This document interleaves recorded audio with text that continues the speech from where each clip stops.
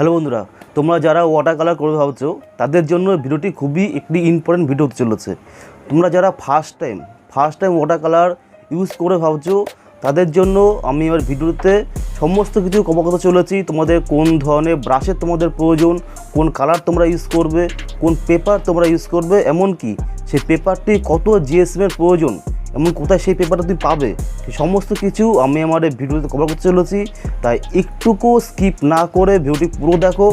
এমনকি যারা কোনোদিন ব্রাশ ইউজ করোনি, ব্রাশ ধরে পর্যন্ত দেখোনি, তারা কীভাবে সে ব্রাশটাকে প্র্যাকটিস করবে, ব্রাশে কীভাবে ইউজ করবে, এমনকি ওয়াটার কালারটাকে তোমার কীভাবে ইউজ করবে, কীভাবে প্র্যাকটিস করবে, এই সমস্ত কিছু এই ভিডিওটিতে দেখাতে চলেছি। তাই ভিডিওটি একটুকু স্কিপ না করে ভিডিওটি পুরো দেখো।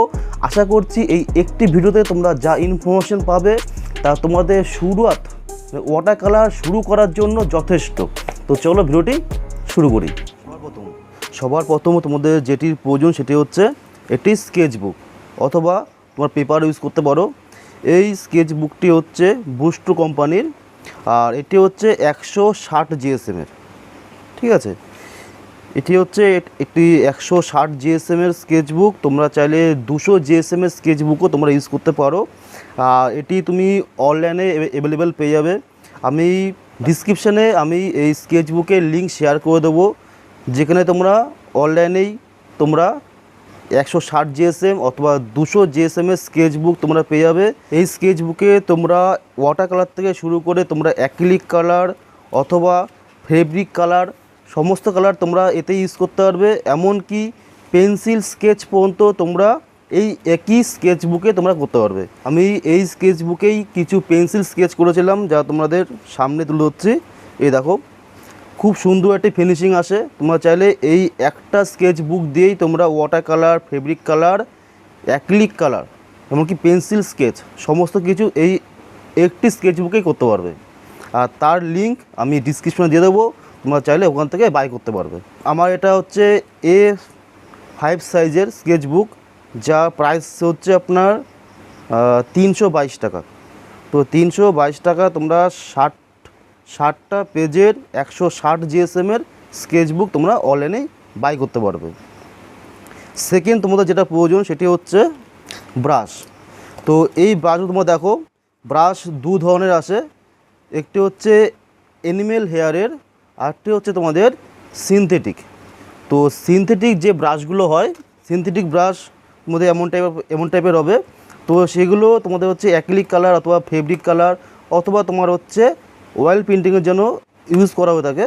তো ওয়াটার কালারের জন্য তোমাদের প্রয়োজন এরকম টাইপের অ্যানিমেল হেয়ারের ব্রাশের প্রয়োজন। এই ব্রাশগুলো এই কারণে ইউজ করা হয় ওয়াটার কালারে, যে এই ব্রাশগুলো তোমাদের ওয়াটারটা ক্যারি করতে পারে অনেকটা। তো অনেকটা ওয়াটার ক্যারি করতে পারে দেখে এই ব্রাশগুলো তোমাদের হচ্ছে ওয়াটার কালারের জন্য ইউজ করা হয়ে থাকে। তো এর লিঙ্কও আমি ডিসক্রিপশনে শেয়ার করে দেবো, তোমরা চাইলে অনলাইনে তোমরা বাই করতে পারবে। তো একবার চেক করে দেখে নেবে। থার্ড যেটা প্রয়োজন সেটা হচ্ছে কালার। তো এটি হচ্ছে তোমার ক্যামেল কোম্পানির আর্টিস্টিক ওয়াটার কালার, যেটি 12টা কালার সেটে আসে। তোমরা চাইলে এটা তোমার হচ্ছে 20 ml করে একটা টিউব থাকে। তোমরা চাইলে এটাকেও তোমরা অনলাইনে বাই করতে পারবে অথবা অফলাইনেও অ্যাভেলেবেল সবসময় পেয়ে যাবে। তো এই কালারটা তোমাদের প্রয়োজন। ফোর্থ হচ্ছে একটি ট্রে। তো এমন একটা ট্রে তোমাদের প্রয়োজন। এই ট্রেগুলো তোমার 40 টাকা 50 টাকার মধ্যে পাওয়া যায়। খুব ইজি, তোমরা এই ট্রে অফলাইনে বা অনলাইনে দু জায়গাতেই অ্যাভেলেবেল পেয়ে যাবে। তো এই ট্রেটা তোমরা বাই করে নেবে। আচ্ছা, ফোর্থ যেটা প্রয়োজন সেটি হচ্ছে ওয়াটার। তো ওয়াটার, আমি এখানে ওয়াটার পেন্টিং করার জন্য বা ওয়াটার পেন্টিং বলো বা অ্যাক্রিলিক বলো বা ফেব্রিক বলো, যখনই কোনো কালার পেন্টিং করি তো আমি দুটো কন্টেনার আমি ইউজ করি। এই কারণে ইউজ করি যে একটি কন্টেনার যেটা থাকে সেটার মধ্যে হচ্ছে ব্রাশের মধ্যে আমাদের হেভি যে কালারটা থাকে সেই কালারটাকে ধোয়ার জন্য আমি প্রথম কন্টেনারটা ইউজ করি। সেকেন্ড কন্টেনার হচ্ছে ফ্রেশ জলে ব্রাশটাকে ধোয়ার জন্য। যেমন ধরো আমার এই ব্রাশটির মধ্যে কালার দেখো প্রচুর পরিমাণে কালার রয়েছে। তো এই কালারটাকে কী করব, এই ফার্স্ট যে কন্টেনারটা সেই কন্টেনারে ব্রাশটাকে ভালোভাবে ধুয়ে নেব। তো কালারটা যখন চলে যাবে তারপরে সেই ব্রাশটাকে ফ্রেশ জলে একবার চুবিয়ে নেব। তো এতে কী হবে, তোমার ব্রাশে যে এক্সট্রা কালারটা সেই কালারটা চলে যাবে। তো বেশিরভাগ যারা বিগিনার্স তারা কী করে, তারা এই একটি কন্টেনার ইউজ করে, তো এর মধ্যেই ব্রাশটাকে ধুয়ে ধুয়ে পরিষ্কার করে আবার এই জলটাকে নিয়েই ওরা কালারটাকে মিক্সিং করতে শুরু করে। তো এতে কী হয়, কালারের উপর একটা এক্সট্রা একটা এফেক্ট দেখা যায়। তো তার থেকে বাঁচার জন্য তোমার কী প্রয়োজন, ফার্স্ট কন্টেনারে তোমাদের হেভি যে কালার থাকবে ব্রাশের মধ্যে সেই কালারটাকে সাফ করে নিয়ে পরিষ্কার করে নিয়ে তারপরে দ্বিতীয় কন্টেনারে ফ্রেশ জলে ব্রাশটাকে ধুয়ে তো সেই জলটাকে তোমরা ইউজ করতে পারো। এতে তোমার কালারটা নোংরা হবে না, কালারটা পরিষ্কার থাকবে, কালারটা দেখতেও সুন্দর লাগবে। তো তোমরা যদি এরকম দুটো কন্টেনার ইউজ না করতে পারো তো এরকম টাইপের কিছু টিফিন বক্স তোমরা পেয়ে যাবে, যেটা খুব ছোটোখাটোর মধ্যে হয়, তোমরা খুব ইজি ওটা ক্যারি করতে পারবে। তো একই তোমার কন্টেনারের মধ্যে তোমার পরিষ্কার জল একটু নোংরা জল দুটো জায়গায় জলটাকে ইউজ করতে পারবে। তো এমন টাইপের ছোটো একটা তোমাদের টিফিন বক্স তোমরা খুব ইজি পেয়ে যাবে। তো সেটাকে ইউজ করতে পারো সবসময়, কোথাও যে কোনো জায়গা থেকে তুমি ক্যারি করতে পারবে, ঠিক আছে, কোনো সমস্যা নেই। তো তোমাদের জলটাকে সবসময় তোমার পরিষ্কার রাখতে হবে, জলটাই হচ্ছে সবথেকে বেশি ইম্পর্টেন্ট। ওকে, তো লাস্ট যেটির প্রয়োজন সেটি হচ্ছে একটি টিস্যু পেপার তোমরা ইউজ করতে পারো, আর একটি সুতির কটন কাপড় ইউজ করতে পারো।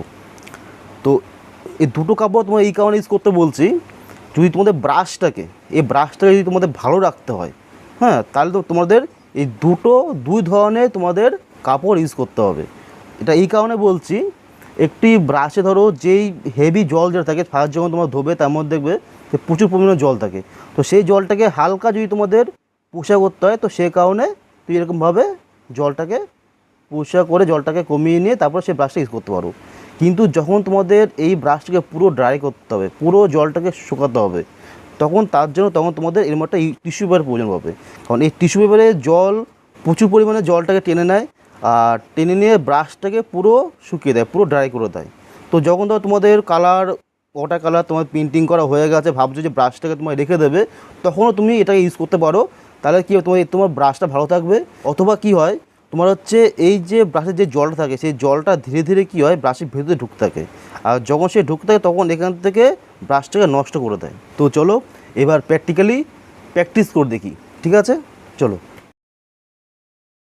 তো প্র্যাকটিস করার জন্য তোমরা ব্রাশটাকে এইভাবে ইউজ করতে পারো, এরকমভাবে এঁকিয়ে বেঁকিয়ে ব্রাশটাকে তোমরা টানতে পারো, যা শুধু প্র্যাকটিস করার জন্য। এতে তোমাদের কী হবে, তোমাদের হাত ইজি হয়ে যাবে, আর কতটা প্রেশারের প্রয়োজন একটা তুলি বা একটা ব্রাশ ইউজ করতে গিয়ে তোমাদের কতটা প্রেশার তোমাদের পেপারের উপর দিতে হয় সেইটুকু তোমাদের হাতে কন্ট্রোল চলে আসবে। এমনকি যে মানে হাত অনেক সময় কী হয়, অনেক যারা বিগিনার যারা ফার্স্ট টাইম কালার করতে চলেছে, তো তাদের কী অনেক সময় হাত কাঁপে, তো সেই কাঁপা ভাবটাও তোমার চলে যাবে। আর এমনকি ব্রাশে ইউজ করার জন্য যেটুকু প্রেশারের প্রয়োজন, যেই আমার হাতে ফ্রি হ্যান্ড যাকে বলে, সেই ফ্রি ভাবটা তোমাদের হাতে চলে আসবে।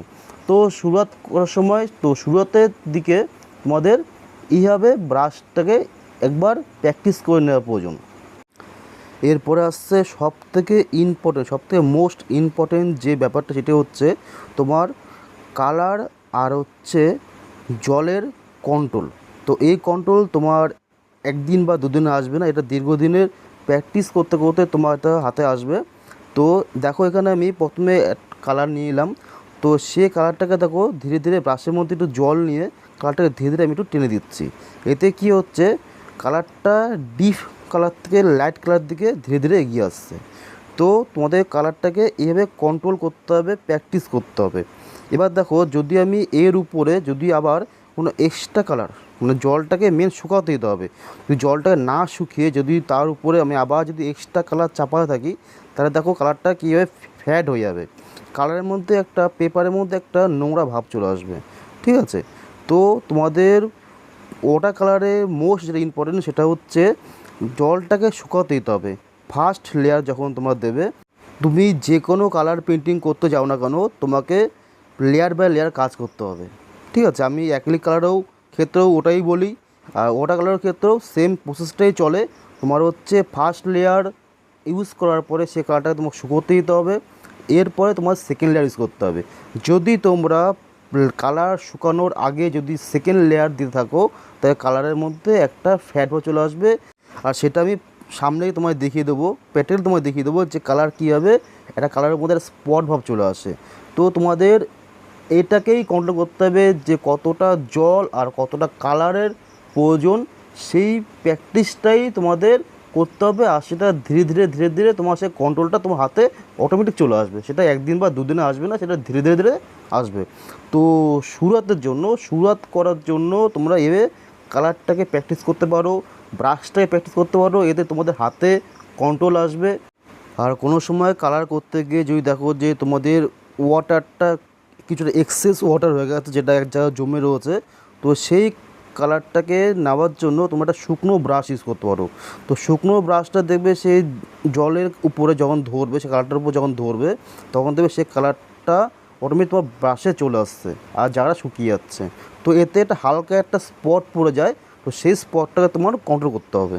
এরপর কালারটা শুকলো কিনা সেটা দেখার জন্য তোমরা হাত দিয়ে একবার চেক করে দেখে নিতে পারো যে কালারটা শুকলো কিনা।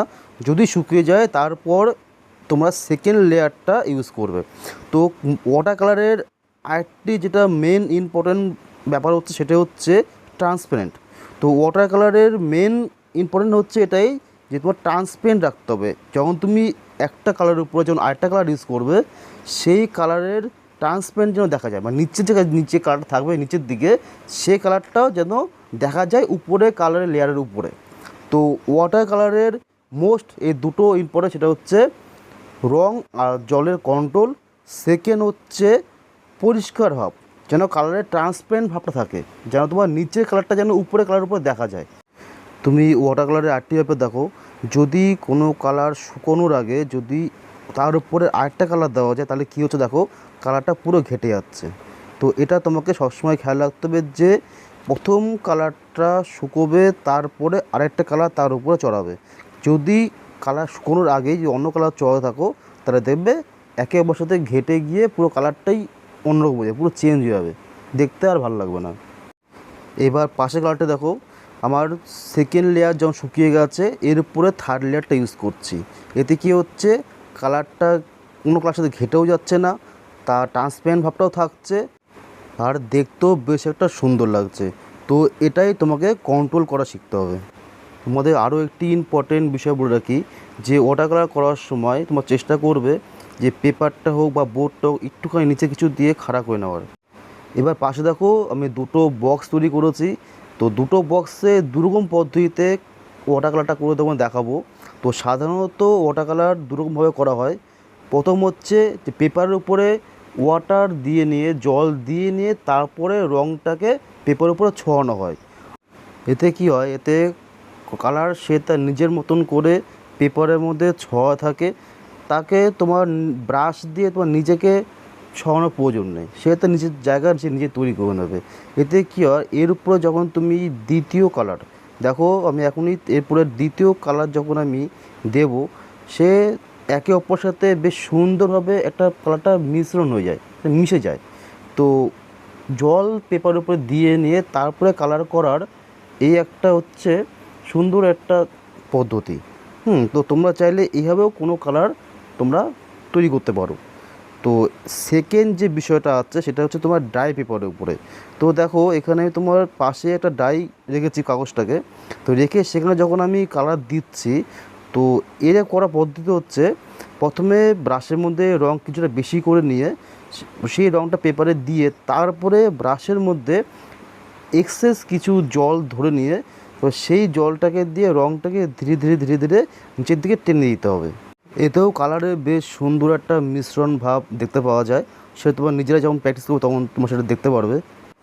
এবার দেখো নিচে আমি একটি আপেল ড্র করেছি। এবার আমি তোমাকে দেখাবো যে পেপারের উপরে জল বেশি হয়ে গেলে কি হয়। এবার দেখো এখানে আমি একটা স্প্রে বোতল ইউজ করছি। তো তোমরা চাইলে পেপারের উপরে স্প্রে করেও জল দিতে পারো। এরকম বাড়িতে যদি কোনো কন্টেনার থাকে, স্প্রে বোতল থাকে, তো সেই স্প্রে বোতল ইউজ করতে পারো, অথবা স্প্রে বোতল দোকানে কিনতে পাওয়া যায়। তো দোকান থেকে যেটা স্প্রে বোতল কিনে নিয়ে সেই স্প্রেও তুমি ইউজ করতে পারো ওয়াটার কালারের ক্ষেত্রে। তো দেখো এখানে আমার জলটা বেশি দেওয়া হয়ে গেছে, তো জলটা বেশি করে দিয়েছি তোমাদেরকে দেখানোর জন্য। এবার খেয়াল করো, দেখো যে রঙটা আমি দিচ্ছি পেপারের উপরে, রঙটা কীভাবে দেখো চারিদিকে ছড়িয়ে পড়ছে। আমার পেন্সিলের যেই জায়গাটুকু ড্র করা ছিল সেই ড্রয়ের বাইরেও রঙ দেখো কীভাবে বেরিয়ে চলে আসছে। তো জলের কন্ট্রোলটা সব প্রথম শিখতে হবে। জল বেশি হয়ে গেলে, জল যদি পেপারে এক্সেস জল থাকে, তো তোমার সে কালার সে তোমার আয়ত্তের বাইরে চলে যাবে, কালারটা চারিদিকে ছড়িয়ে পড়বে। তো জলের কন্ট্রোলটা মোস্ট ইম্পর্টেন্ট, যেটা তোমাকে কন্ট্রোল করতে হবে। এরপরে কালারটা, মানে কালার আর জলের মিশ্রণ মোস্ট ইম্পর্টেন্ট, এটা তোমার কন্ট্রোল করা শিখতে হবে। আর এটা একদিন বা দুদিনে আসবে না, ধীরে ধীরে আসবে। তো তোমার প্র্যাকটিস করতে থাকো, চলে আসবে, ঠিক আছে। এবার এখানে দেখো তোমার জল বেশি হওয়ার কারণে রং কীভাবে বাইরে ছড়িয়ে পড়েছে, প্লাস এখানে দেখো জল বেশি হওয়ার কারণে কেমন দেখো একটা রঙের উপর একটা ছোপ ছোপ ছোপ ছোপ ভাব চলে এসছে, ঠিক আছে। তো তোমাকে জল আর রঙটা কন্ট্রোল করতে হবে। এবার পাশে এটা দেখো কত সুন্দর একটা কালারের বেশ ট্রান্সপারেন্ট ভাব এসছে, কালারটা বেশ পরিষ্কার রয়েছে, একে অপরের সাথে কালারটা মিক্সড হয়ে যায়নি। এটা হওয়ার কারণ একটাই, যে এখানে আমি জলটাকে আর রঙটাকে সুন্দরভাবে কন্ট্রোল করেছি। আর তোমার হচ্ছে রঙটাকে একটা স্তর শুকানোর পরে সেকেন্ড স্তরটাকে দিয়েছি, যেই কারণে বেশ সুন্দর একটা ট্রান্সপারেন্ট ভাব এসছে। এবার উপরে তোমার হচ্ছে এগুলো দেখো, এটা হচ্ছে আগে পেপারের উপর জল দিয়ে তারপর দুটো কালারকে মিশ্রণ করেছি, আর পাশে এটাকে একটা কালার দিয়ে ওর জল দিয়ে তুলি দিয়ে রঙটাকে টেনে নিয়ে এসেছি। তো এই যে বিষয়টা তোমাদের পুরো দেখালাম, এবার এটাকে ভালো করে তোমরা বুঝে নাও। এতে কী হবে, আর বোঝার পরে সেটা প্র্যাকটিস করো। একদিন দুদিন প্র্যাকটিস করো, দেখবে তোমার হাতে বেশ সুন্দর একটা কন্ট্রোল চলে আসবে। আর রং আর জলের যে মিশ্রণ কন্ট্রোলটাও তোমাদের হাতে বেশ সুন্দরভাবে চলে আসবে। তাহলে এই ভিডিওতে আমি তোমাদেরকে পুরো বিষয় বুঝিয়ে দিলাম, তোমার কোন কোন জিনিসের প্রয়োজন, কোন পেপারে তোমাদের প্রয়োজন, কেমন ব্রাশ প্রয়োজন, কোন কালার তোমরা কিনবে, সমস্ত কিছু পুরো ক্লিয়ার তোমাদের দেখিয়ে দিলাম। এবার সেকেন্ড আমি যে ভিডিওগুলো আনবো তাতে তোমাদেরকে প্রপারলি ফাইন আর্ট করে দেখাবো, যে কিভাবে তোমরা রঙটাকে ইউজ করবে, পেপারটাকে ইউজ করবে, সুন্দর কীভাবে পেন্টিং তৈরি করবে। সে সেকেন্ড ধাপে ধাপে সে পার্ট মান থাকবো, আমার সাথে থাকো। আর অবশ্যই লাইক করো।